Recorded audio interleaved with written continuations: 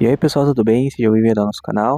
Estamos aqui para contar mais um relato. O relato de hoje é: Meu filho quase caiu da ponte, né?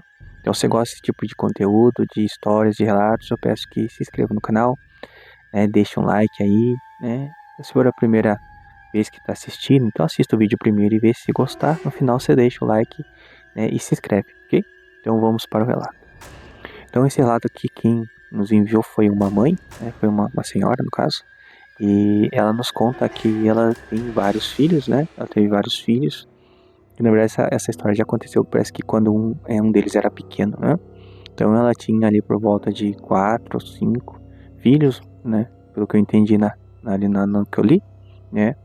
E daí toda noite ela colocava todos eles para dormir. E daí tem alguns deles que falavam durante a noite. E daí uma noite, né, especificamente, ela levantou. E conforme ela levantou, um dos filhos já tinha sumido. E ela procurou ali e não conseguiu achar. E ela pegou e foi até a porta. E na porta, a porta estava aberta. Naquele momento ela se desesperou, pensou em chamar a polícia e tudo mais. E dela acordou os outros filhos, né, que eram mais velhos, para poder ajudar a procurar esse filho dela que ele tinha entre 7 e 8 anos mais ou menos, que tinha desaparecido. E daí eles saíram, procuraram e não conseguiram achar. E daí ele estava quase dando por né, perdido a busca ali. E a hora que eles voltaram para casa, eles viram que o rapaz, né, o menino, estava deitado na cama de novo. E daí todos eles se olharam entre si e falaram: será que a gente, né, ficou louco, né? Ou então aconteceu alguma coisa aqui?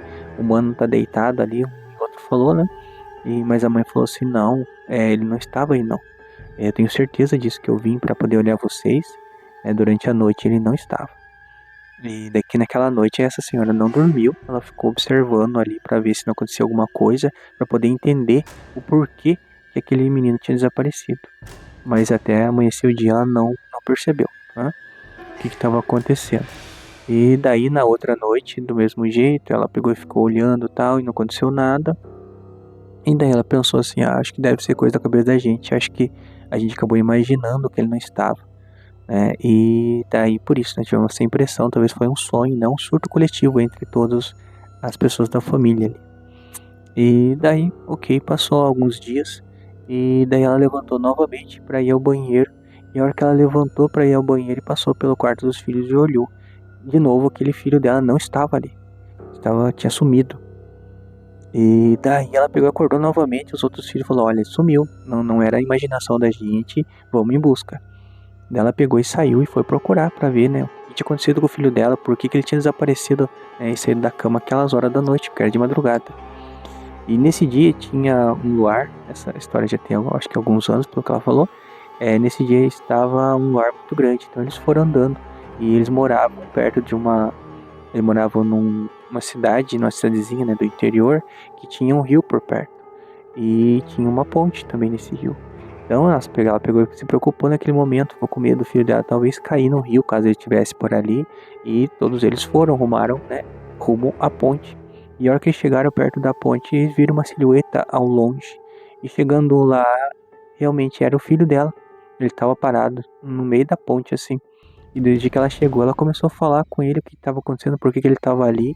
E daí os irmãozinhos dele, né, filhos dessa senhora, correram também e, né, circularam ele assim, circundaram ele, né, ali.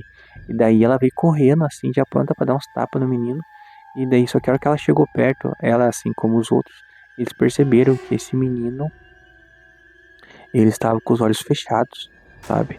E daí ela chegou, eles chegaram e fizeram assim, né, aquela parte de tirar a tentar ver se ele estava acordado ou não, né, e tal. E daí foi que eles perceberam que o menino, na verdade, ele estava dormindo. Ele era sonâmbulo. E então ele mesmo saiu sonâmbulo e foi até a ponte. Mas o que realmente ele ia fazer, ela não sabe. Mas ela ficou muito preocupada dele, talvez querer pular. Daí eles falaram com ele, né, mas só que tem uma história que falam que a gente não pode acordar a pessoa sonâmbula, né, que tem o risco dela morrer. Então eles ficaram ali observando ele.